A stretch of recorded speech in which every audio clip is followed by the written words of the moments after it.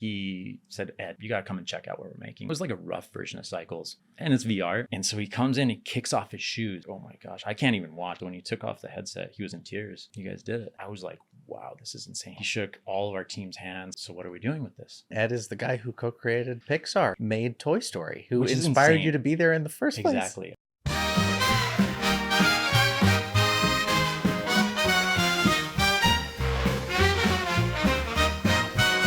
On this week's episode, I'm just so excited for you to meet this guest. He's one of the most down-to-earth people I know. My buddy, animation short film director, Jeff Gipson. He directed the first ever VR short films for Disney Animation, Cycles and Myth: A Frozen Tale. We talk about everything from AI and the future of animation to Jeff's past and how his love of BMX got him into the animation industry in the first place. Thank you so much for being here. Let's get into it. Hello, my friend. Hello, Nick. Thank you so much for having me on, man. It's Thank cool. you. Thank you so much for coming and doing this. Yeah. And you match the I furniture. Yeah, I coordinated, man. I'm like a chameleon. It's- It's hide up here. You just won't find me. I'll just use your hot tub and your pool. Where the hell's Jeff? Sounds good. Anytime you want to, you're Perfect. welcome to. But so what do you do for a living, my friend? My technical title is creative director, game creative director. But I mean, I write, I direct, and yeah. And directing is like one of those like weird, like, wow, what the hell does that actually mean? So I don't know. It means different things for different people. But Yeah. currently I'm working on video games, which has been a different change for me because I started in film, and that's how I know you, and worked Yeah. on a lot of cool projects. But yeah, I currently creative director on video games. That's super cool. How do you like working on video games? It's cool, man. It's different than film. I think, well, because I worked on all the VR stuff at Disney and a lot of the immersive stuff. I got Yeah. a sense of game engines and just what's possible in them versus what's not possible in them versus what's possible in like a production film pipeline. And there's a lot of just letting go of things, I feel like. And, in games, like when you have a player, it's not an audience member that just sits back and watches. It's like you have a player that expects things to work a certain way, and you have the players that just want to break stuff. And so it's a Yeah. different, like, how do you... Fortunately, I have amazing devs and engineers and technologists, just like Disney and any other film studio. But these are a different breed where they're thinking about these things, and a lot of QA. It's a whole new world for me, really, which Yeah. is cool and scary. But I also am one of those guys like, I don't know what I don't know, and I want to learn from everybody. So yeah, well, that's just... you've always kind of been one of those guys, which is one of the things that I've always admired about you, is you're kind of always looking forward to like, what's the next thing? What's the next thing that I'm going to try and learn about, And I think that's what keeps it fresh for you. That's what it seems like. Yeah, man. I think definitely throughout my career, I was working in film. Well, started my career in architecture, did skate park design. But Which always is so cool. Yeah. So I mean, it was architecture, cool. but you specifically were focusing on skate parks. Yeah, How did I that designed. happen? Well, so growing up, I loved BMX. I loved Yeah. skateboarding. It's still a big part of my life. But when I grew up in a small town in Colorado, Trinidad, there was no skate park. I lived on a dirt road. There wasn't really places to jump my bike. I loved jumping my bike. Like my cousins did it. I was like, this is the coolest thing. And we didn't have a place to do it. So I like complained to my mom, my grandma, everybody. They're like, well, why don't you try to do something about it? And so I was like in junior high at the time, started talking to Kiwanis Club, a lot of community leaders, and told them, hey, we should get a skate park here. And 4 years of bake sales and going to city council meetings and pitching and writing grants, we were able to get a grant for the skate park to get funded in Trinidad. Wow. And we got it built, and I was able to be part of the design process. I was like, wow, this is amazing. It merges, I loved art, obviously, being drawing and things, but it merged BMX in a way that was really cool. Designing, I was like, wow, maybe I could do that for a living. And so after high school, I went to a community college in Trinidad and studied civil engineering technology. And we were doing like surveying, like old school surveying, where you'd like set up the like tripod and you're measuring and doing drafting. And after that, I went to University of Colorado studying architecture, but only because it's like, I'm gonna design skate parks. The buildings are cool, but I want to do that was skate the goal. parks. And that was just it. And there was only a handful of firms. And everybody thought I was crazy in architecture school, but I was like, I'm gonna do it. And I was, still actively riding bikes, and I loved it. And I was like, maybe I could be pro one day. But it was the point where it's like, yeah, maybe I could get pro, but I'm never going to be on top. Like, I'm never going to be the dude that's winning X Games. So what am I going to do for a living? So that's why I was just like, I'm just going to do skate parks. And when I graduated in Boulder, there's a handful of firms. And all through my college years, I called these firms like, hey, I'm Jeff. I ride BMX. Can I get an internship? I'm going to graduate soon. And I just kept in contact with them. And I graduated, and it was 2008, so it was like a crazy time. And I called a couple of firms, and I kind of fibbed. My dad was like, there was no job. I couldn't get a job after college. And my dad was like, well, if you're down, we can go out to California. Like, and I'll go out to California with him. Maybe we can sort something out. So I call these firms, and I'm like, hey, I'm going to be in California for a wedding. I would love to stop by. I was just bullshit crapping, you know? And yeah, so I called him and was able to set up the meetings. Me and my dad flew out here. We flew into like John Wayne down Long Beach. We went down to San Diego, and I talked to some of the people at the firm, which was Site Design. And I talked to another company, which was Spawn Ranch, another skate park company, and didn't hear from them. I was like, oh man, I hope. But then like a couple weeks later, one of them called me. He was like, hey, would you be down to come out for a working interview? I was like, this is amazing. So I just go out for a working interview to San Diego. And like a week later, 2 weeks later, they offered me a job to go there. And so it was awesome, because I was living in Encinitas. I was working in Solana Beach. Mm-hmm. And so our office was right on the 101. It was like, growing up in Colorado in like small town, I'm like, wow, this is insane. Like just being in California, palm trees, the ocean, like the skate parks. Yeah, you've been transported to like the mecca of skate parks. Exactly. Yeah. I was like, and just all the history of skateboarding in California, you know, and surfing. Like the surfing history in San Diego is just incredible. So went there, and started out as like a designer. So I was doing a lot of drafting work. I was doing a lot of like project management stuff. I was like 22, 23. And our firm was so small that everybody had to wear multiple hats. Right. So I was doing a lot of 3D modeling and stuff too. That's kind of when I got like into 3D modeling. I was doing a little bit of that in college. But I would have to go to job sites too and like work with these like veteran construction workers that are like 55. And I'm like 23 years old. And they're like, Jeff, go out and monitor, make sure it's built to plan. And I'm like, okay. So it's kind of like Catch Me If You Can. El Leonardo is like Leo DiCaprio's in that, you know, just BSing his way through it. Yeah, right. I was like, wow, I'm totally that. But I, you know, and I think I was also like humble about it. Like, you guys have been doing, this is what you do. Right. I just ride these things. I know how they should feel, like from a riding perspective, a skating perspective, and just learn from them. But it was pretty cool. I mean, I would go out, like my first job I went to was in Ojai, and they were building a skate park. And they're like, Jeff, we need you to go to the city council.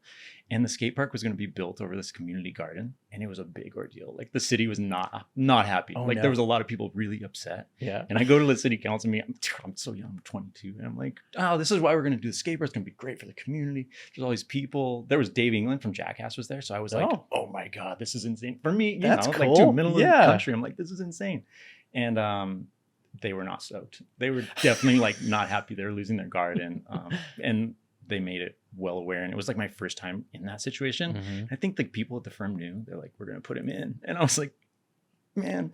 But you know, the sacrificial lamb of the firm. Yeah, exactly. They're like, take him. The new guy, let's get him out there. And so I did that, and it turned out all good. The skate park got built, but it was really cool because I got to work on a lot of cool projects there. I worked on project with Tony Hawk. I worked on the Rob Dyrdek's Fantasy Factory, if you remember that MTV show. Like I worked on that project. I worked on the Yetney skate park down in Lake Forest. I worked on Pier 62 in New York, where it's like on the pier, that big one. Yeah. That one was cool because it's like, rather than dirt where they're like, you know, sculpting in the dirt, it's these foam blocks that are like this thick. Mm-hmm. So it's kind of like foam core. Have you ever seen those like foam core? You get them at like Walmart or hobby store. You stack it up and you kind of make these topo things. It was like that on the water. It was just so cool. Super cool. And so I got to do a variety of projects, and I was just like, man, this is really, really pretty amazing. I mean, stuff in Copenhagen and like 80 skate parks overall. Like it was Copenhagen. Like one skate park in Copenhagen, but it was I'm going to butcher this name, so I'm sorry, audience. Okay. It's like Forladen Parken. It's in Copenhagen. And I believed it.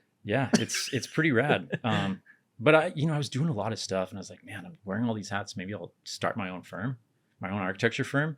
And I was dating a girl at the time, and she was also an architect. And she's like, well, I want to go to grad school. And I was like, well, crap, if you're going, I'm going to go too. Yeah. And so we applied a bunch of places and didn't get into a ton of places. But I got into CU Denver. So we moved back to Denver, and I was going to get my master's of architecture so I could own my own firm, have a professional license. And in my first semester, I was like designing buildings, but I was making like weird renderings of them. Like this building's like in post-apocalyptic Denver. It was like very student vibe, dude. It's like embarrassing, you know, it's like those projects where you're like, wow, this is like so student. But I like realized I love the story and creating the visuals and the ideas more than the buildings.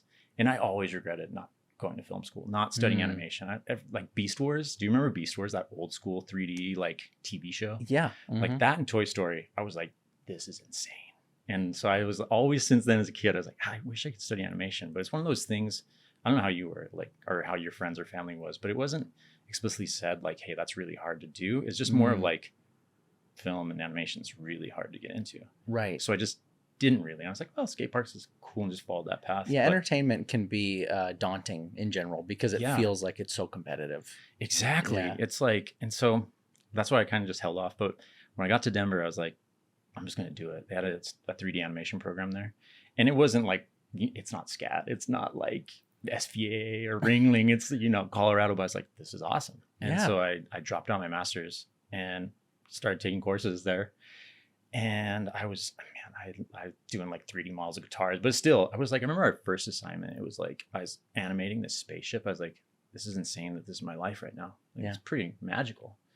And the first semester, I had a degree already. So I was like, I got to hustle and figure out how to make a living because this is getting expensive. Mhm. So I started applying immediately after that first semester. I started in the spring. So I was like, oh, summer internships. I got one semester on my belt and some crappy work, but whatever, I'm going to do it. Gotta give it a shot. And so I applied to like Disney and Leica and everywhere. And I like hand bound these like portfolios. They were like, me and my ex-girl, we bound these like weird portfolios, and I had my skate park stuff in there. Oh, And I had this like cool. one guitar, 3D model guitar, and like a CD that I should send with it.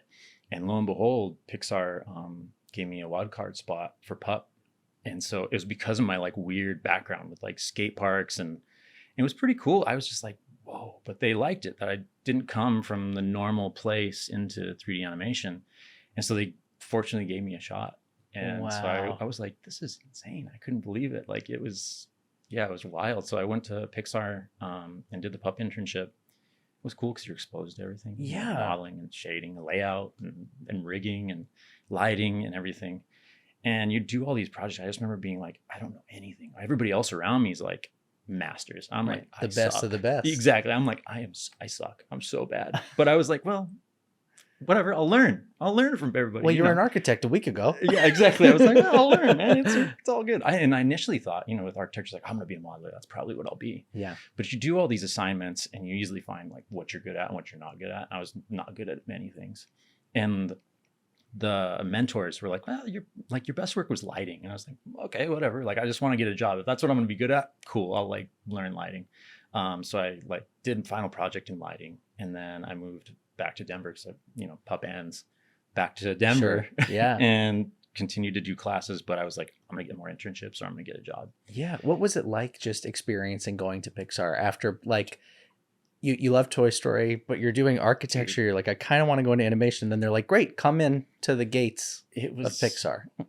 Man, it's funny because I was up in Oakland recently, and it's like I still have that like starry-eyed feeling about that place. And Pixar is just, I think, growing up watching those films, you see little behind the scenes. And I remember just being, even like in high school, looking at Pixar did internships, and to now be there was pretty surreal, man. You go to Yeah. the cereal bar, and John Lasseter was still there, like, and it's crazy. You're like, John Lasseter, Ed Catmull, Pete Docter. This is this is insane. And yeah, just humbling, really. For me, it was just like humbling, but also like, whoa, maybe I'm onto something. Like, this is a year ago, this was nothing. Right. And so it was kind of just, gratifying. It was like, wow, this is cool. It's Like, maybe I huge. can What do a it. confirmation Yeah. that you should be following this thing. Yeah. You And know? it's just humbling and just grateful. Like, wow, this is awesome. Yeah. And I don't know. So it was, and I feel very lucky that because it was just the timing of everything. Because I look at student work now and I'm just like, there's no way I would. But again, it's just because of that different perspective. And so anytime I talk to students, I'm like, I try to encourage students to bring their different perspective, because that's ultimately what I think makes a great film. Everybody bringing their ideas, whether they're a biologist that gets in so they truly understand design of creatures or animals or characters or how they move. Totally. I think those different perspectives are really key. That's what makes everybody an artist. Yeah. It's their own exactly. individual influences that they bring to everything. Yeah. At Disney, you worked on this short film called Cycles. And that film, to me, after doing some research on you, watching some videos of interviews that you have done in the past, it seems like who you are as a person, the architecture background, a few other different things, all kind of led to making that film. Could you talk about what it was like to make Cycles and what your influences were? Yeah, I mean, Cycles was man, it's my favorite project I think I've ever worked on. It was just like something special. I feel like it's a once in a lifetime project. The stars just aligned in a way that they've never aligned in my life since or before. But with that, we had the short circuit program, and it was amazing because it was, not the theatrical shorts program, but people could pitch wherever you were. If you're overhead, if you're a lighter, if you're layout, whoever. And it wasn't just to like animation or story. So it was this very democratic way of, approaching it. And I had pitched many ideas. And when I was pitching, it was all ideas that I thought people might want. It wasn't like me. It was like, okay, I got to do, this is what's successful. This is what's people are maybe doing. It's like, I have to do that. And I got turned away every time. But when I pitched Cycles, I was like, you know what? I'm going to do something that I believe in. And then that's what got me that green light. And it's based on, experience of architecture. I love how architecture can tell a story. It gives a sense. You have a different feeling in this room than you do when you're downstairs where it's these high ceilings. And architecture really is interesting in that way. But it's also very personal. My grandmother, I grew up at her place, and this is, I hate to like sound like a broken record. This is what I always say, but I grew up at her house. House was a family member for us. And eventually every summer she started, getting dementia and just not being able to take care of herself. And eventually I had to move her to assisted living. And I just remember the heartbreak of like, wow, this, not only that chapter of life's over, but also this house. Like, I'm not gonna be able to come back in this house. I'll drive by, but it won't be like this.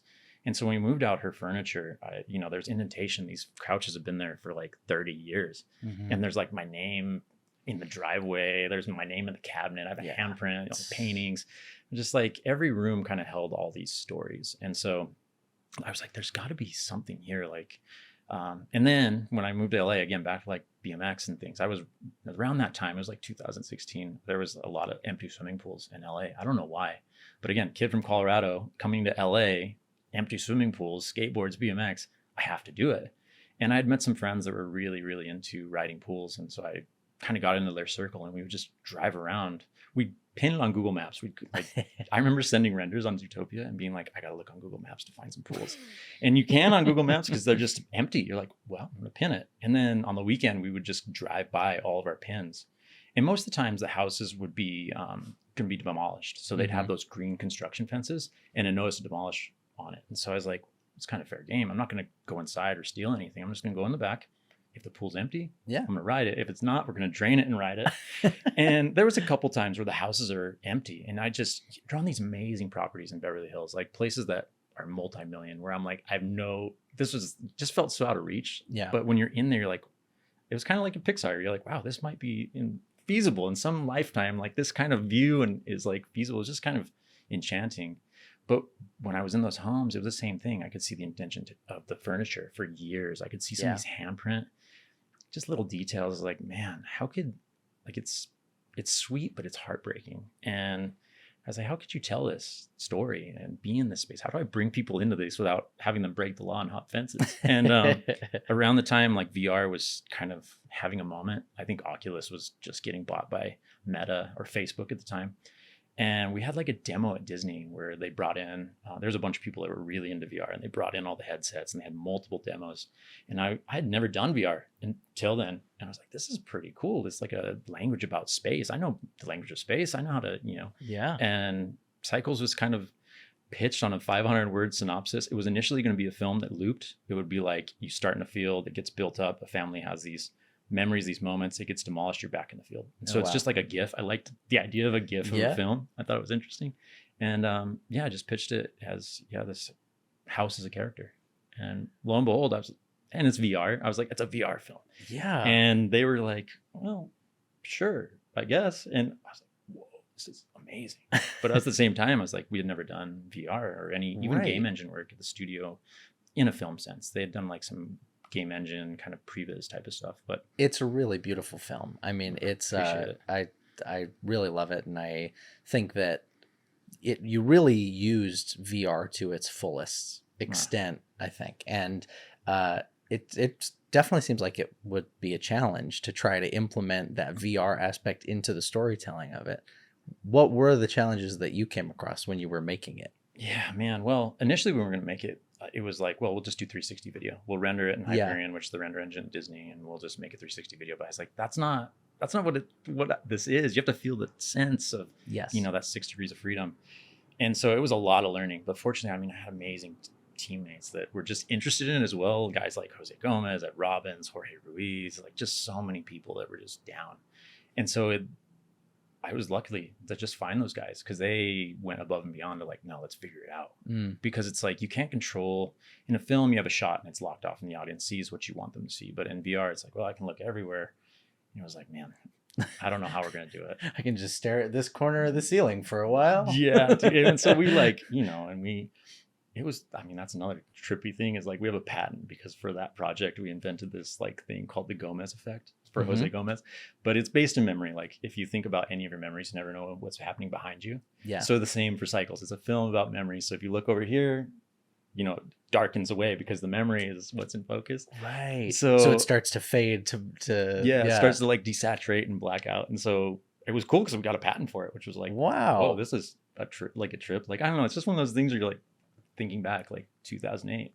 Never imagined that this is happening. It's just like, I don't know, that whole experience, man. I'm just really grateful. I feel super fortunate that the leadership at that time, Gan McCam, Andrew Milstein, Nick Russell, Don Yamazi, like they all really believed in that program. And I truly think it brought something special to the studio at that time. It was just, to me, that was like the peak of Disney. Like it was just such a wild time. Like we were, you know, successful of like Zootopia, Moana, it was crazy. Yeah. And it was a totally new thing. You know, there had never been a VR short ever made by Disney Animation before. Yeah. Yeah. It's pretty wild, man. You know, it's a studio that's kind of known for innovation, or at least Walt was known for innovation. And that's kind of a trademark of the studio, is that as time has gone on, they've moved with the times. Yeah. And you got to make the first VR VR film.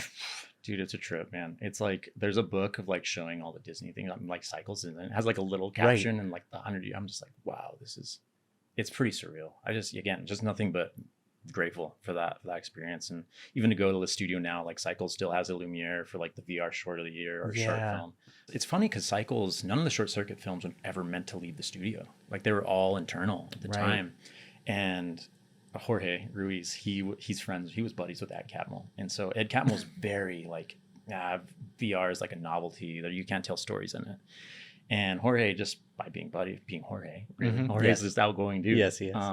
He said, Ed, you gotta come and check out what we're making. And it was like a rough version of Cycles. And Ed comes to our camera capture stage. It's got like spongy floors because that's where we do like the previs, and they'd have like a mocap for just like the roughed out animation stuff. And so he comes in, he kicks off his shoes. And I'm like, oh my gosh, I can't even watch. Because part of watching somebody in VR is, you know, if they're not watching the film because they just stand there. Because a lot of people they just get in and stand. And I'm like, oh my God, you can look around you. But Ed, like, he got in and he had his assistant with him. And I'm over in the corner, like, just not watching. But he like followed it like, all the way along. And Cycle's an emotional film. So when he took off the headset, he was in tears. And he's like, wow, you guys did it. And he just like, I was like, wow, this is insane. He like shook my hand. Wow. He shook all of our team's hands. He's like, so what are we doing with this? And he like, after that, he went into like all the meetings, grabbing all the execs, and LeCam, Andrew Milstein, I think even JL, because JL was still at the studio. Yeah. And Ed is the guy who co-created Pixar, who made Toy Story, who inspired you to be there in the first place. Exactly. It's just such a, again, I'm super fortunate. Wow. But it was surreal. And so after that, all of a sudden, all the executives like, what are we doing with this? And they saw it. They all had some emotional reactions. We showed across the street. A lot of the like technology people are like, we got to do something. Like, this is a moment. Nobody else is doing this type of stuff. Yeah. And so then we went to Pixar, and it's funny because Pete Docter came up and we were talking. He's like, Jen Lee says I got to check this out. And so I was like, oh, sick. It's awesome that Jen's talking about my work. That's nice. Again, just like, wow, this is crazy. Yeah. I showed him, you know, he's emotional. And then from there, and we went to Lucasfilm. We showed them. They're like, what are we doing with this? And then we had, we premiered it at all these film fests. Like, we went to Sundance and showed it. Yeah. Showed it at New York Film Fest. We showed it at like all these places. SIGGRAPH in Vancouver. Like, oh, it was just crazy. It was super, super wild. But it was funny because I was like, man, I know that nobody's going to have a VR headset. We got to figure out a flat version. So I was like pushing on Jose and everybody of like, we got to get a flat version so it can live on. Yes. And then fortunately, lo and behold, like after all this too, was like, yeah, maybe we should like release all the short circuits. Like there's been a lot of love. There's a lot of great stories here. We should put these into the world. And I was like, okay, good. We got to get like a version. And then fortunately, we were able to pull it off. And there's a version on Disney Plus, which is so, dude, it's amazing. Crazy. It's like, yeah, I don't know. It's pretty wild. That's so awesome. And it's so well deserved. So well deserved, my friend. I appreciate it. It's, again, I just feel very fortunate, man. Just humbled. Like I don't think anybody's entitled to anything. I just,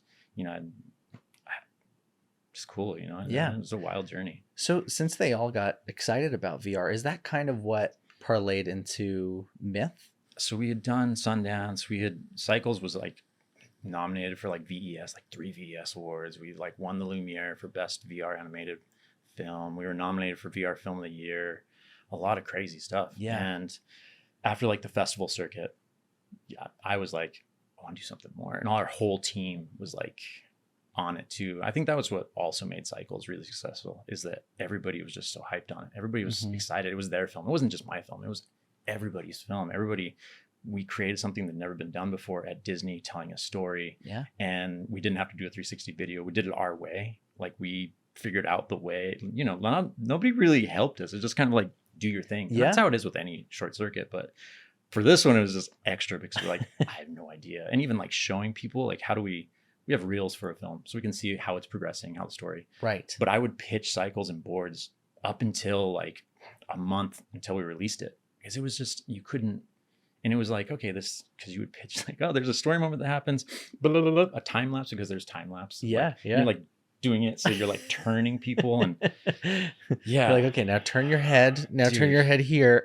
Yeah. You're like, here's my animatic. Yeah, it was really that. Right? Yeah, it was that. We had like, and that was cool too, is there was a lot of innovation on how we storyboarded. We used Quill, which is like a VR painting tool. We had an amazing quill artist, Danny Pache, who's still badass. Amazing quill painter, lives in Spain. And so we did that. That was part of the reason why we were accepted to SIGGRAPH. There's like papers on this stuff, which is just, again, wild. So but cool. After all this craziness, it was like, wow, this team is something special. We want to continue to allow them to push and create. And Frozen 2 was about to come out. I had worked on Wreck-It Ralph, like in between this time, like Ralph Breaks the Internet. And around this, I was pitching things. I was like, because I was Anne LeCam and Nick Cannon too. Nick Cannon was really supportive. Andrew Milstein, Ed Catmull was still like, yeah, we got to do something. Wow. And so when Frozen 2 had come out, Jen Lee had just become CCO, and she had come and said, hey, well, how do you feel about doing something for Frozen 2? I was like, wow. But yeah, I'm down, of course. And it was weird because Frozen was my first film at Disney. Yeah. So it's just kind of cool. Like, whoa, what a cool moment. Crazy full circle. The director, creator of Frozen comes and goes, would you like to make a Frozen short film? Yeah. And I was like, okay, cool. But I also knew that, like we talked about, the limitations of a game engine. Yeah. And in this case, we were using Unreal. We used Unity for Cycles. And there's just limitations. You're not going to be able to get this beautiful... Elsa in a Hyperion render is going to look much different than Elsa in Unreal. And technology's progressed since then. It's been like 5-6 years now. And so I was like, well, maybe it's a bedtime story. If you grew up in Arendelle, and like Frozen 2 is all about the elemental spirits. Yeah. So I was like, that's cool. Like that seems something fun, and uses scale. Like you've got the earth giants that are giant, and you've got the horse, you've got the salamander. Like, so that could be interesting. So I just told her, well, what about like a bedtime story about these spirits? And yeah, it was cool. I mean, it was cool working with Jen. She was really open. We had development sessions, and yeah, it was a wild journey. That's too. So cool. And this one, it was funny because Cycles was like so scrappy and crazy. We had like a crew of maybe 40 people that touched it in like, whatever, a short circuit budget. And then to go on to Myth, it was like, we have a larger budget. We have like a crew of 100 people. You've got the name Frozen on it. And right. And you're meeting with Jen directly. Yeah. And Chris Buck. And Chris. Yeah. Yeah. And Peter Delvecco and Clark was in the mix too. And then Brittany Lee. Oh, and then it was, man, Brittany Lee, so sick. I love Brittany. Brittany, I love you. You're so sick. I wish we talked more often. You're badass. Brittany's, she's awesome. She's amazing. Yeah. And we were looking for art directors, and I was like, because I imagine Myth is like a silhouette, like those shadow boxes. I was like, because I loved that Harry Potter Deathly Hallows like Yes. shadow boxy vibe. I was Love like, that. man, this would be so cool. You know, we can't go. It's not gonna be that dark, obviously, and also we're in VR. But I put together this pitch deck and I was like aiming it at Brittany because I was like, I know she did all this paper artwork and stuff. I was like, what's going to get Brittany hyped? And so we like pitch all the biz dev department. And afterwards, fortunately, I forget Kelly. She was the artist manager. Hoover. Yeah, Kelly Hoover. Yeah. She was artist manager and she's like, hey, so Brittany's interested. I was like, yes. I was just so stoked. I was like, and Nick Russell, he was the producer. He's like, dude, yes, we did it. We got Brittany stoked. We got her hyped. Yeah. And then it was just, I mean, Brittany was just, you know, new to it, but open. She was just like, I want to learn about this. I want to like, what does this mean to tell a story in VR? And yeah, and it was just cool. It was an interesting challenge of how to translate something that's really flat into VR. It works better on screen. Totally. Yeah. And her style's so specific too. It must have been a challenge to make it feel like her style while also volumetric. Having it have volume. It's yeah, like having a lot of projection because it's part of the charm is the flatness. Yeah, because that's her style right there. I mean, that is a Brittany Lee special. That's exactly it. And so yeah, getting that beautiful flatness and graphic shapes into a VR world was crazy. But fortunately, we again had an amazing team that was just always down. And that's the thing, like part of the beauty of what you're doing here too is you're highlighting the people that are behind these films. And you know, they're like the little things. They're like, oh, well, Elsa's dress is like that because of so-and-so. It's totally those little things that make the film. And, you know, and Brittany is like, myth would not be myth without Brittany. And it was, so that was, it was a cool experience, man. It was, we, again, showed at Sundance. We showed at film festivals, won VR Film of the Year. We're nominated for VES. Man, what a cool idea. What a fun short that one is too. It was cool, like, man. Yeah. And it's like very musical. It's like based in Fantasia or like, you know, the Pink Elephant sequence or Make Music Mine or just all those like music based shorts. All those classic Disney shorts. Exactly. Yeah. I just loved those. And there's like something abstract about them that's really beautiful. Mm-hmm. And so, yeah, it was fun, man. And that one, again, we made a flat version. It's on Disney Plus. Yeah. That's so What cool. a wild ride. That's so cool. It's just a wild ride, man. We kind of jumped over that part. I realized we didn't really talk about how did you get to Disney in the first place? Because you did your Pixar internship. Yep. You did the pup internship. Go pup. Yeah, I went there. And you know, I had like a better reel. Obviously after Pixar, I had like Woody on my reel and I was like, yes, this is amazing. And it was like a Toy Story 3 shot too, which I was like, I love Toy Story 3. Oh, it's so good. And so I go back to Denver. And at this point, I'm like, because I was going to my first semester there, I was like, I'm going to get a degree. Like, I'll just get my BFA. But I already had a bachelor's. So it was much harder to get funding and scholarships. And I was like, wow, this is getting really expensive. So I started just taking animation courses. And it wasn't like a lot of people, it was kind of frowned upon. But I was like, well, there's nothing that says like, eh. So I just kind of did. And but I targeted it. I was like, okay, I'm good at this. And this is what most likely can get a job in, whether I like it or not. Like lighting, it's fun, dude. It was cool, but I kind of just fell into it versus like I'm gonna be a lighter. Oh, interesting. Yeah. And it just kind of, and I mean, I love color, I love composition, and like creating that final frame is really cool. But it's also like what's going to get me to the studios to like work on cool stuff. And so I really focused on lighting. I focused on texturing, focused on modeling, just to kind of create a reel. And then I applied to a ton of stuff. I got like called back from Disney and didn't get it, and got called back from didn't get it, but I got an internship at Leica. Oh, which was amazing.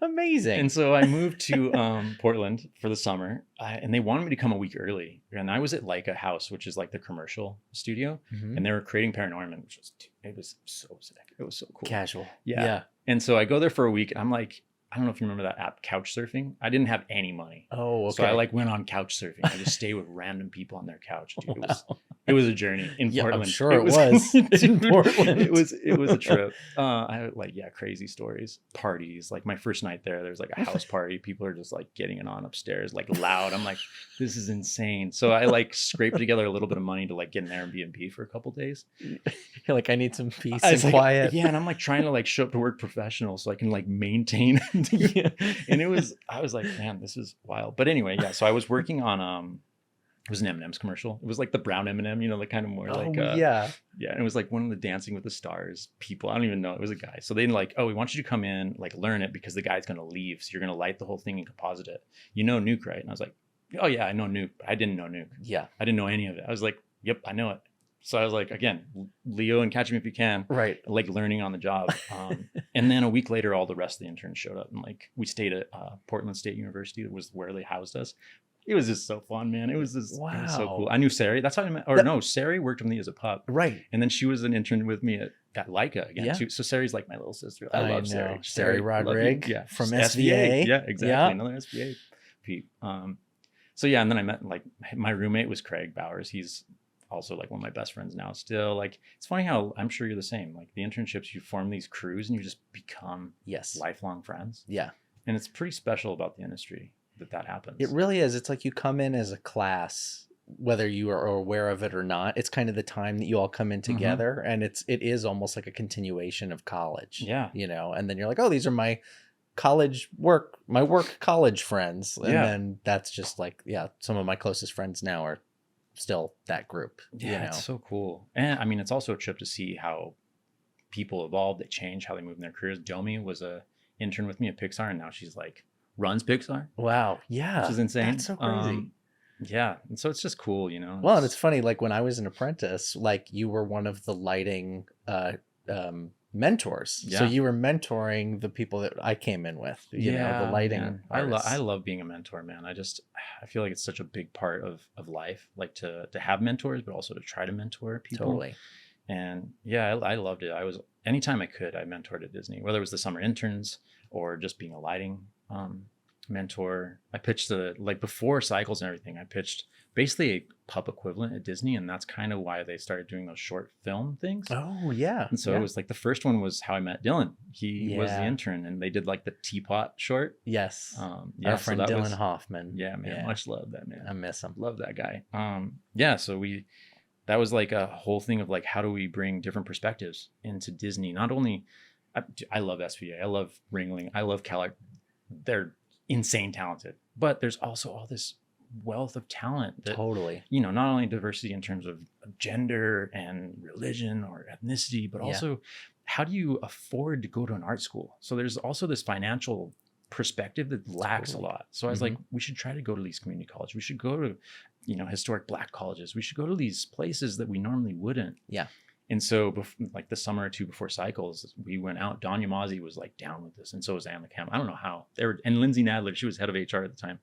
And they're like, yeah, we should do this. And so they just like let me kind of put together. I think I didn't have to do downtime like in lighting. They're like, just put together this proposal.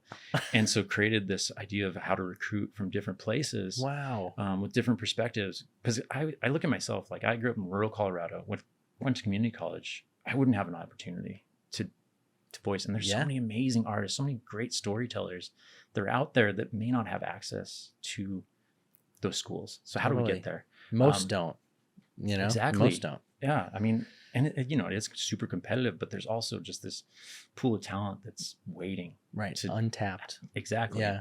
And so that was the whole point of that. And the result of it was the internship, which was, it was cool, man. Again, just, and that's how I met Jorge. We started talking about VR on that. Like, again, somehow, I don't know how Disney trusted me half this stuff, but they like let me go to Georgia with Jorge, just me and Jorge, to go to all these schools.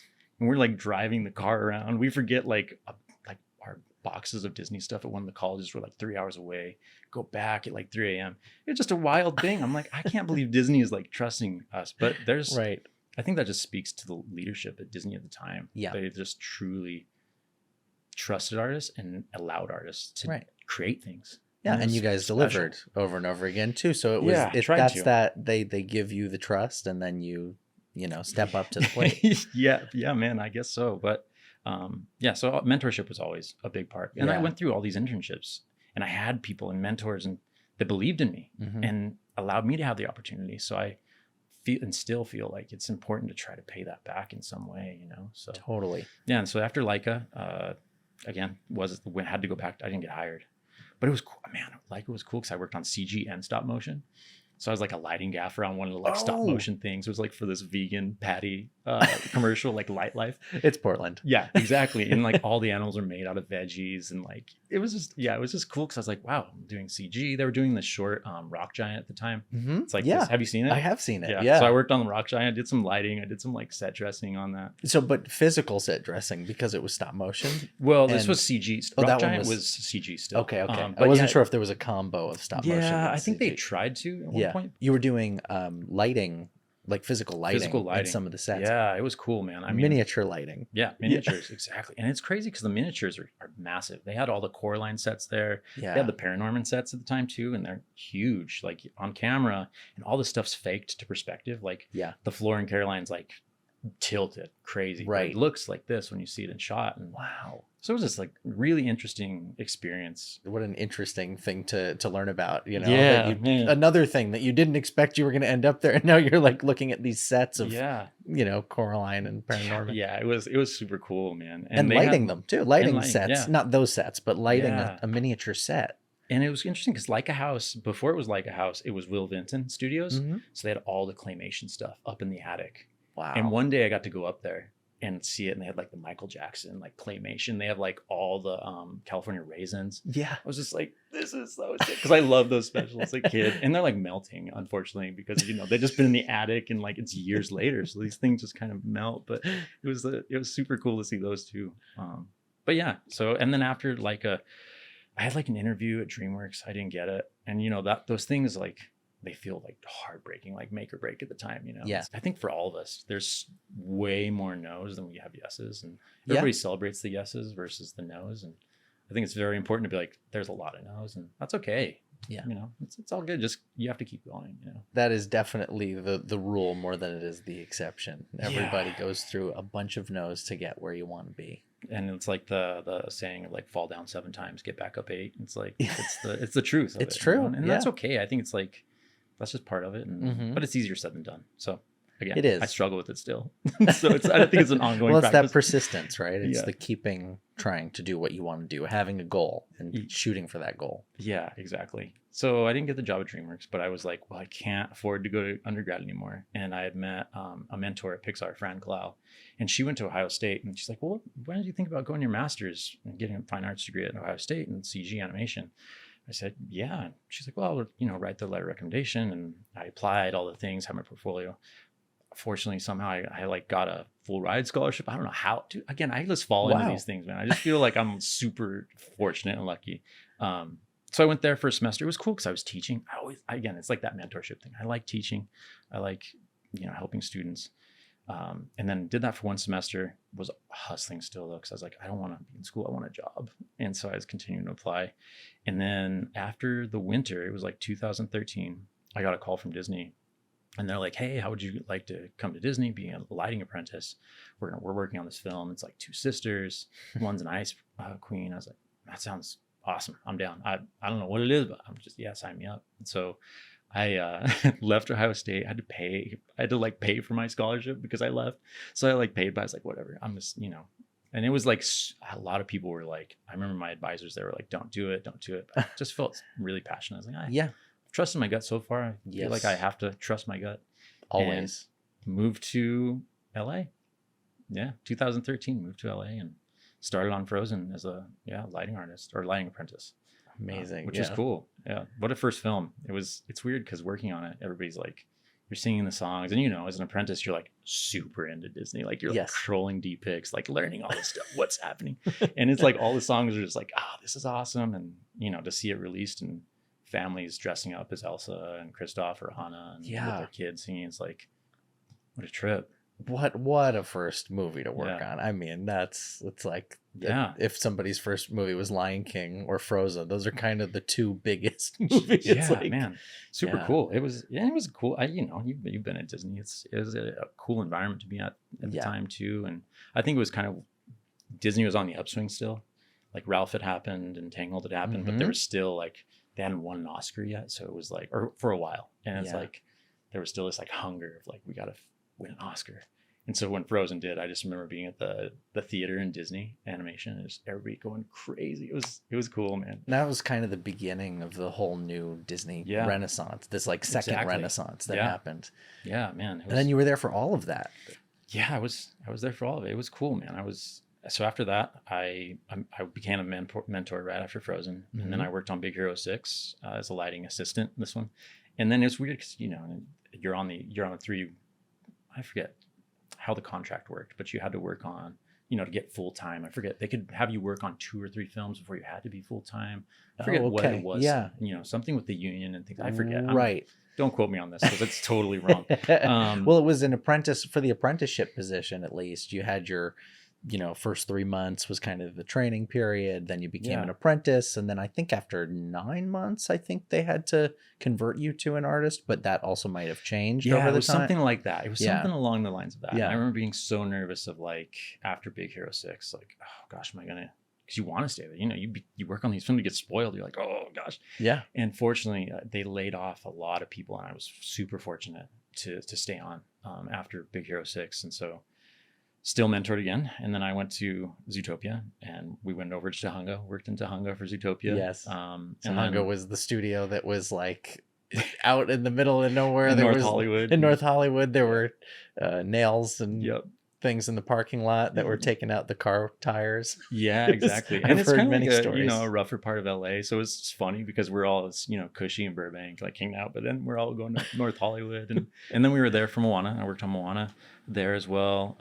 And then I went short stint to Inner Workings at DTS, which is like the cushiest at the time. It's like, Yes. you got the awesome chef. Yeah, Disney Toon Studios, and they'd have like steak for lunch, but It was awesome. yeah. And they had all the candy. It was dangerous for me because I could just eat candy all day and drink soda, and it was just horrible, but it was super cool. That's a great short too, by the way. Yeah, Inner Inner Workings. Super cool. Yeah, really fun short. Yeah. And then Wreck-It Ralph 2. You worked on Wreck-It Ralph 2 as a lighting artist. Yep. Also, right? Yeah. I like lit a hand. Oh, okay. I actually started, I forgot about this. I worked on Wreck-It Ralph 2 as tactics. I was like tactics. And then they realized like I'm the least technical person in the world. And they were like, well, you can light some shots. I was like, okay, cool. I want to feel like I'm useful. And so I lit a handful of shots. And then after that, that's when Frozen 2 had happened. They'd asked about Myth. Yeah. And we did like a Frozen 2 AR poster, and Snapchat was like the first AR poster we did. And we did like a Regal Cinemas like AR activation as well, which was pretty cool. Like the poster comes alive. You can see Elsa comes up, has magic. Yeah. Or like the Snowflake teaser poster, which was on Snapchat. You could like see through it, like ice and Anna and Elsa in there. And like the call, do you remember the call? Like, oh yeah. Yeah, exactly. And so that like happened in that. And then Myth that happened. And then after Myth, then we like all had this beautiful run. COVID happened. Yeah. And it was like, nobody's going to put on a headset. Nobody wants to put a headset on. When I remember even being in Sundance when that, like, Brittany and I got super sick at Sundance. I think we were like patient 0 and 1 for like COVID, because we both got back from Sundance and we're like so sick. Oh no. Before COVID, even like after Myth, there was this little window where I was able to just shadow Byron and Jared on Encanto. It was so sick. That's super cool. It was super cool. What was that like, just shadowing Byron and Jared because they're in their developmental stage of Encanto at that point?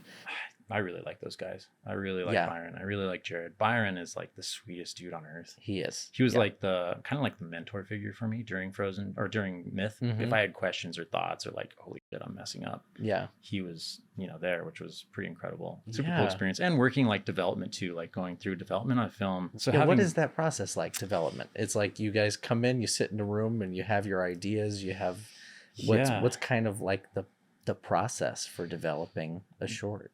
Yeah, 3 ideas. It's like the infamous, like, everybody come with 3 ideas. And so you pitch your first one, you really tailor one of the ideas that you're hoping for. And so I tailored one.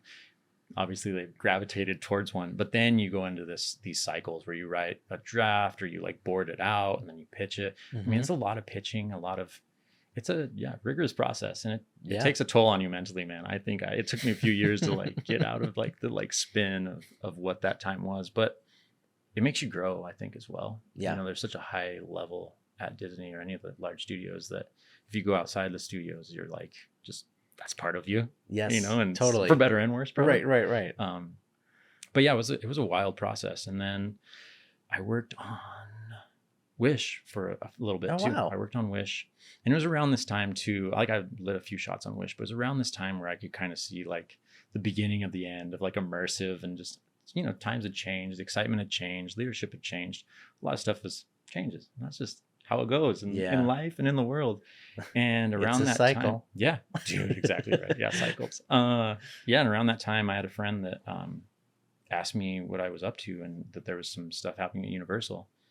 and asked if I'd be down, and told her, I'd kind of been in chats with her too, like, what's happening over there? What are you guys doing? Because they were pretty forward thinking about technology. And so I went over to Universal. I left, went to Disney. I left Disney, went to Universal, and it was a lot of like existing IP things that I was working on. It was cool. I got to work on some Office stuff, which is like, I love The Office. And so we're doing like stuff for Meta for The Office. Yeah.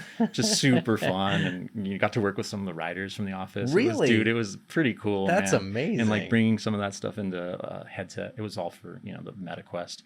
We were doing like augmented reality stuff as well. Was it just being in Dunder Mifflin? This one was it was going to be for augmented reality things where you'd have like office things around your place. But then what ultimately got made was the Office Horizons world, where you go in the office and you're like there, you play games and stuff. It's less story based and just more of like have fun kind of vibe.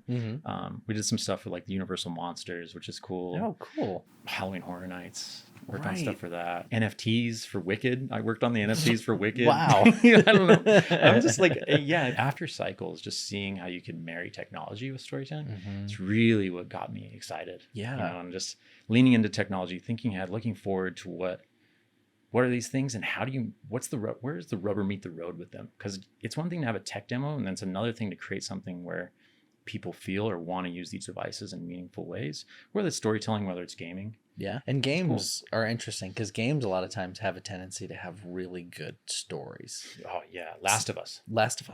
That's a masterpiece. In my mind, I think that's the masterpiece of gaming. Again, I'll probably get hate, but for me, for Jeff, not everybody else, but like for me, I think that's just such a masterpiece of storytelling, especially the season. I'm kind of bummed on how it's executed, but the game, it's like, it's masterful. John Snoddy, who ran Imagineering, I got to know him really well from Cycles and Myth, and he did some of like first VR stuff at Disney back in the 90s. He must have liked Cycles or Myth or something, and he hit me up when I was at Universal. What are you up to these days? And told me he started a company with John Kraft, the founder of Pandora Radio, which is like crazy. Casual. Yeah, and asked if I'd be interested to help him out, and I helped out freelance, and then moved on full time after. And so there now, and we're working gaming, but we're doing a lot of like AI characters. Like, how do you interact with an AI character through story and narrative, and the character has a unique perspective and a lived experience as if you're talking to a person. And there's a lot of mannerisms and a lot of things that are tricky for the computer to do. That we're working on, of like, how do you make characters that feel like you and I chatting? You're using an AI tool set to make the game. So how's that been, working with AI and trying to direct AI? Going from game engines first and knowing what to let go of and what to focus on allowed that jump to AI of like, because there's still, you give it guardrails, but it's still going from here to there. But again, it's just these incredible people that know how to wrangle it, and we work with amazing writers. We have writers that worked on things like Jack Ryan and top level talent, and guys that have won Emmys and wrote for Halo and just all these things. I'm just like, damn, these guys are badass. What am I doing here? And so it definitely is the marriage of the creative and the technical. I think that's with anything. Anytime and there's like so much just AI garbage. It's like, it just looks very AI. So I think there's that sweet spot of like artist and tech. As always with anything. It feels like going forward, that's kind of what it's going to have to be. It's just artists working with AI to try to make the best things possible and still have that human touch in there in some ways, 100%. I think, and I taught a class at CU Denver last semester, and that's what I encourage my students is like, I try not to be the guy that's like so hyped on AI, but also the person that's not so dismissive of it. Try to be somewhere in the middle. Yeah. And I think what separates the future job, whoever will have these future jobs, is someone who truly understands the craft behind a great image, color, lighting, staging, acting, movement, composition, all these things that a tech bro in a basement just hasn't done. And so there's a skill set that you have, I have, Rissa has, all amazing people that we know have, that when married with a technology, that's what the magic is. And somebody just in a basement cranking out stuff that may look cool, but doesn't understand why or what or how, I think is kind of where there's a level up. And so that's kind of the students that are learning right now. It's like, you're learning these things.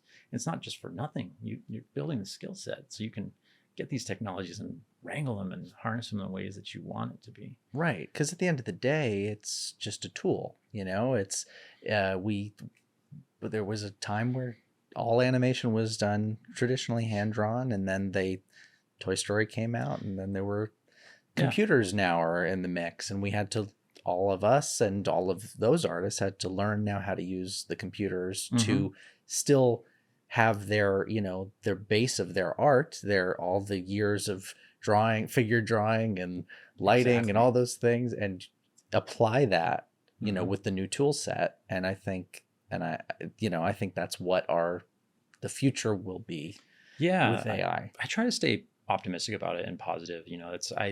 I do think that it's the cat's out of the bag. I don't know if you can put it back in. And so, I think has to be ethical. But I also just think it's out.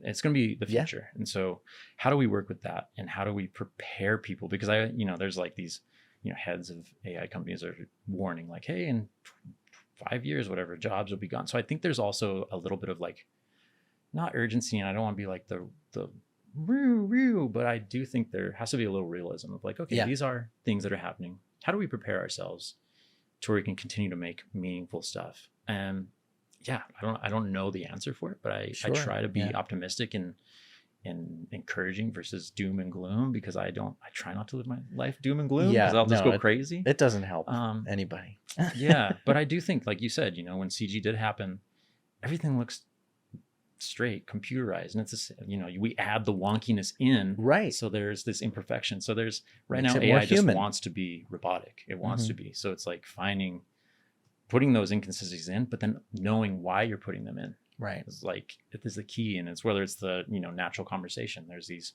body language things that when I'm about to say something or you're going to say, and I'm going to pause. Right. They're just these cues that AI doesn't understand. Yeah. And the same with art. It's like, it'll create something, but it's past the like 6 fingers thing already, but there was that. And yes.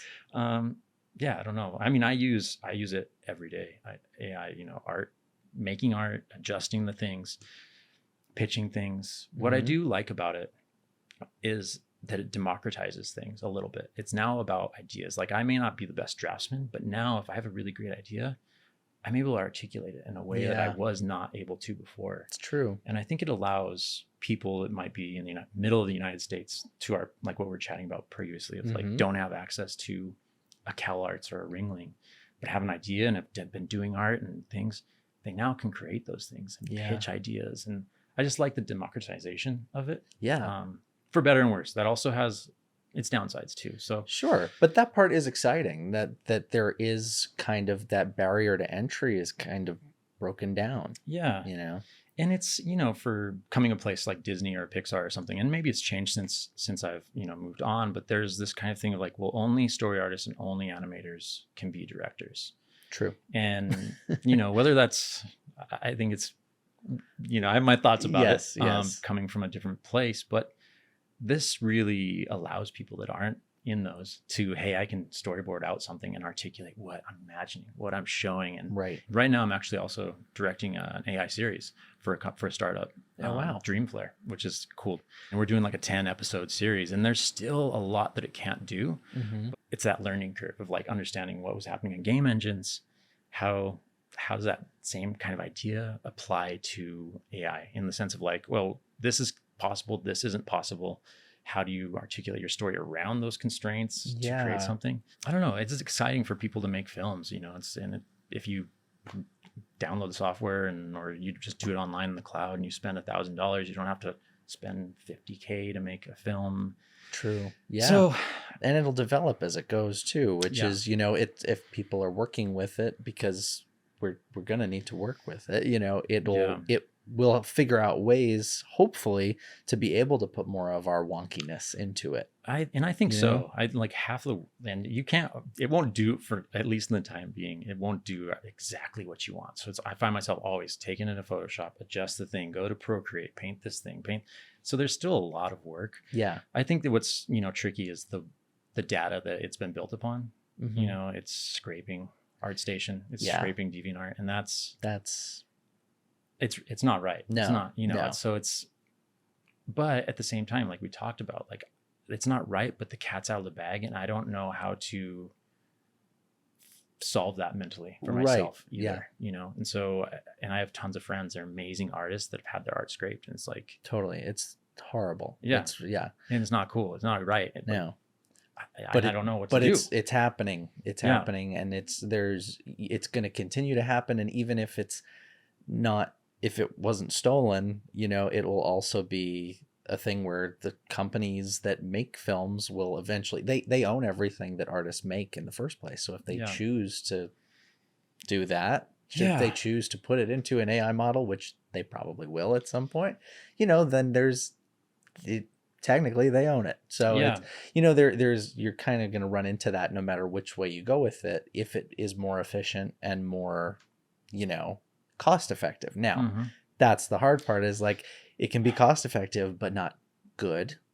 100%. So that's the balance of, hopefully, you know, these companies will have the wherewithal in the future to be like, we still need artists to exactly, you know, make these things art. They can't just be out of a box, you know. Exactly.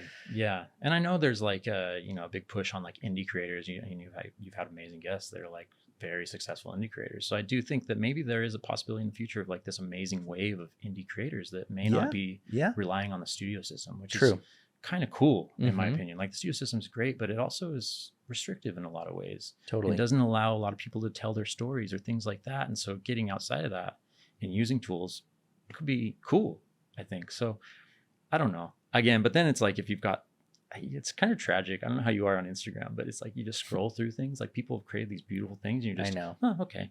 So if we all, like, you have this library of just stories, you're like, well, whatever, whatever. And I'm just like, oh, what's the value of stuff? And I don't know. It gets into a weird spot, but it is kind of what our society has perpetuated, of the quick, you know, TikTok, like, oh, no, Instagram next. No. Yeah. So I don't know where it goes, but I feel like I'd rather try to surf the wave and figure it out than be like just blown apart by the wave that's just going to take me over anyway. It's true. And I mean, I think a lot of the people that we worked with in animation and continue to work with in animation are people who adapted, you know. They tried, you know, new things, they learned new tools, and they kind of moved with the times, and the times are going to move whether we, you know, do or not. So might as well choose to be, you know, moving with them. Yeah, totally. And it's interesting too, because with the game, you know, we're doing AI conversation things, so that entails voices. So it's like, oh, we're still going to work with human talent. We still want the human craft to be at core of what we're creating. So it's like, I'll work with these actors and we work through these emotions, but we're trying to create this like believable voice. But so many actors have already experienced their voice being cloned and used for things, and just a lot of horrible things that shouldn't be going down but are. And so people are already getting burned, and it's just really tragic. So I think for us, and for me, it's like working with these things in ethical ways that treat people properly and honor their work. And trying to bring them along for the ride is what I believe. Whether, you know, I'd like to think we're doing that in a really great way. I think we are. But, you know, we'll see how the whole industry evolves as well. True. And that's the only way that you can really affect the way things go in any way, is if you're part of it.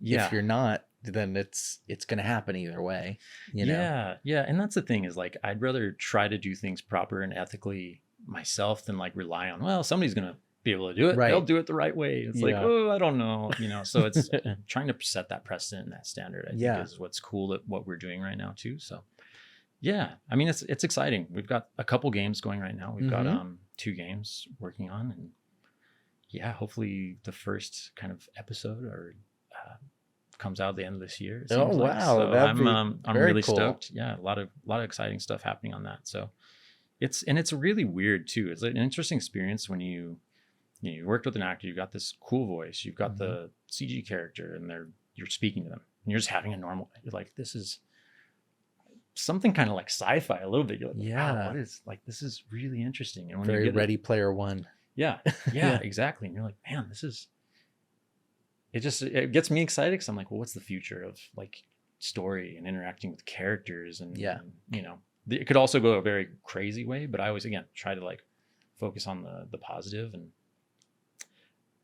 and embrace it, I guess. Yeah. And try to anyway. I don't know. Always look on the bright Yeah, side exactly. of life. Dude, I love that. Yeah, I know. I love that. I want that song to play at my funeral.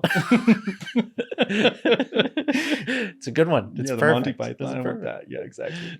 Yeah, it's been kind of fun. I mean, it's. I don't think if I would have planned to get here, I don't think I would have got here. I think Right. it just, life kind of, as everyone, Yeah. you go on your little journey and you end up kind of falling into stuff. And if there's been, I think there's also like one of my professors when I was doing my like undergrad in animation and I was still going to get my degree, there was this dude that was like, it was the history of rock. It was an awesome class, but he's like, you have to like, there's opportunities that are going to have to come and you can walk through the door or not, but you have to have the chops. Like you got to be able to play the thing so I think there's like this thing of like, yes, opportunities happen, but you got to work hard and like hone your craft. Sure. And able to walk through those doors, or in order to walk through those doors and do it. Yeah. So I think that is something that you've been kind of amazing at, is throughout your career, you've taken those opportunities when you saw them, and you've gone and you've spoken to people, and a lot of it is just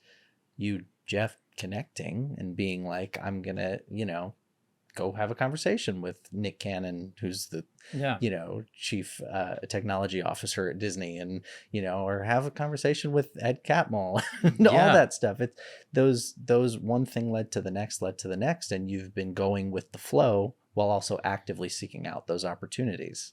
Yeah. I mean, when we were doing like in high school and we were working on the skate park trying to get it built, I was like super nervous to go to the city. And this woman I was working with, who was part of the Qantas Club, she's like, Jeff, if you don't ask, the answer is no. And that like really struck me as a young, 16-year-old. I was like, wow, that's true. And so that's something I've always just kind of latched onto. If you don't ask, the answer is no, like pitching cycles. Well, if you don't ask, the answer is no. If you don't go talk to Ed, it's not going to happen. So I've always kind of, and it's a weird thing because I'm not super extroverted by any means. I'd rather ask and go for it and be told no or fall down. It's a great way to think about life in general. Yeah. Yeah. And I think it's like also being like BMX or skating, like when you try a trick the first time, you don't expect to land it. So in life, why do we just expect to land it first time? I don't know. It's a weird analogy, but in my mind, it kind of works. No, it's not weird at all. It's perfect because you're somebody who goes for it, and you've hurt yourself a lot, but yeah, totally. It's worth it. To be in the air, to catch that air for that's right. That's it. And so like with life, that's kind of approach it too. If I don't expect to land it the first try. It's like I just expect that it'll just take time and process and many iterations for whatever happened to work out. So but might as well live life to the fullest while you can, right? Or something, for better and worse. For better and worse, man. Injuries or not. And you said you just started riding your bike again. I did recently after your last one. I know. I broke my wrist in Switzerland. I went for my 40th, and so we went to the Zermatt, and we were snowboarding. It was so cool. The Alps are incredible. I'd never been, and the Alps are just incredible. They're and we were snowboarding up by the Matterhorn, which it's like insane. It's such a cool. By the Matterhorn. Yeah, and it snowed, and like we had fresh snow, and so like you get fresh snow in California and Mammoth, but it's like kind of rare. But there was like every day fresh snow, so I was just like going too crazy. I was like junkie, like oh my god, fresh snow. And so like I'm going like for better or worse. A lot of places didn't have a lot of snow cover, but I was like, I'm fine. Yeah, and I was off trail, kind of away from things. And Ed Robbins and his wife Gemma, they were following me because I was like, hey, I'm gonna jump off this roof, follow me. So I was setting up for it. And like the snow cover wasn't good. I saw this rock patch, and it was a silly fall. I wasn't really going fall. I dodged it, but I caught an edge, and I didn't fall like this. I just fell sliding backwards, and the rock boom hit me here. Oh, yeah. So I fell. I broke my wrist there in Switzerland, and then and then went to the hospital there, and I didn't get surgery there, and I just chilled the rest of the time in Europe with a broken wrist and had Negronis in Italy. And it was awesome, man. It was good. And so back here now, and got the physical therapy and back to bike riding and all the things I love to do. You're like, I'm still having Negronis though, just to take the edge off. Exactly. Well, everybody's like, oh, it must have been so painful, but actually it wasn't too bad. I don't know. That's good. Once they said it. Yeah, once they said, dude, when it wasn't set and it's just wonky without weight, you're like, oh gosh, this is crazy. But set it, cast it, Negroni time. There-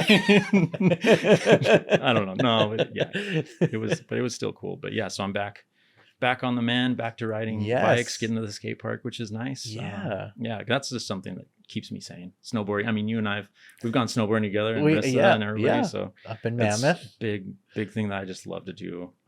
Backpacking, camping. I'm just back. It's summertime, so I'm hyped as well. Right. Yeah. You're just ready to be out in nature. Yeah. So I'm stoked. Yeah. So, It's very therapeutic, snowboarding. I've likened it before to just making art in general. Like if you're drawing or if you're sculpting, you kind of get in like a flow state. Yeah. And I feel like snowboarding kind of has that too. Because it's rhythmic a little bit. It is. Because you're carve. It's like this rhythmic, something to it. I guess you're right. And it's quiet. All you're hearing is the breeze and I don't know. There's just something about it. I like it too because when it's like one of those really nasty weather kind of days, and you're up there at the top, the wind's blowing, it's snowing, and there's like this feeling of like I shouldn't be here right now. Yeah. But you're like about to go down the mountain. There's something just magical about that I just really love. Totally. Yeah, man. It's that balance of addicting. Magical and crazy. Yeah, You're like, exactly. why am I riding down a mountain on a piece of wood? Yeah. I don't know. I don't know either. But man, I broke my snowboard in Switzerland, so I have to buy a new one. No. So I need to do it in the summer. So I'm like holding off summertime. Good. When the discount is, buy a new one. There you go. I think, unless there's anything you want us to talk about that. No, man. I'm just appreciative of you having me on, and it's cool chatting with you and having the opportunity. I mean, you've had some cool guests. So I'm like, shit, I got to be up there too and try to be cool. I've wanted to, from the start of doing this, your name was one of the names that I wrote down of people that I wanted to interview. So thank you so much for taking the time to come and sit with me and talk about. I mean, in this cool studio, you got the production design. I love it, man. It's cool. It's really cool. Thank you, sir. Yeah, it's awesome. Yeah, it's been really, really fun just getting to hang out with all my friends, all of these people that I know that I've gotten to work with and, spend time with over the years, but, getting to just sit and actually talk in depth about your career. Yeah, I know. It's pretty cool. Yeah. I'm sure you learn a lot of like people like, wait, what? Yeah. Well, even I knew I had from research known about the architecture, but I didn't know that you specifically did architecture on skate parks, which makes so much sense. It's like, yeah, man. I know. Yeah. It's pretty cool to find out, learn stuff about. I mean, I think that's what's special too. And we talked about is like everybody has their own little niche thing that they fell into the industry, especially people that started late, like early on in the industry when CG didn't really exist. You have all these people that just did odd kind of things and kind of got into it somehow. And everybody's stories is really cool. Or worked on, there was this lighting artist, Kevin, I forget his last name. I'm sorry, Kevin. But Nelson? He worked on, no. OG dude. Kevin. He worked on Michael Jackson's Black or White.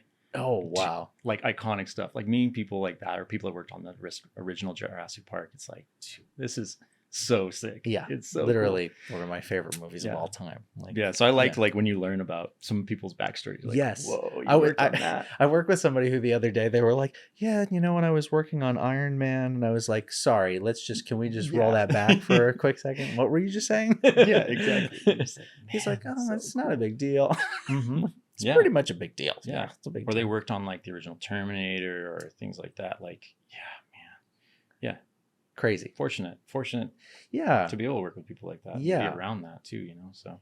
And you kind of pick things up through osmosis, I feel like too. I mean, it's a lot of learning and trying to be, the best version of yourself as an artist. But I think being around those people, you can't help but be inspired to be better yourself. Agreed. It kind of goes to that like mentor aspect too, that we were like talking about, where it's just being around those people that have done these things. It makes it a little more tangible, but you also just makes it more real. Like, I don't know. There's something really cool about it. It kind of facilitates that type of thinking because you're working with other people. Yeah, man. Yeah.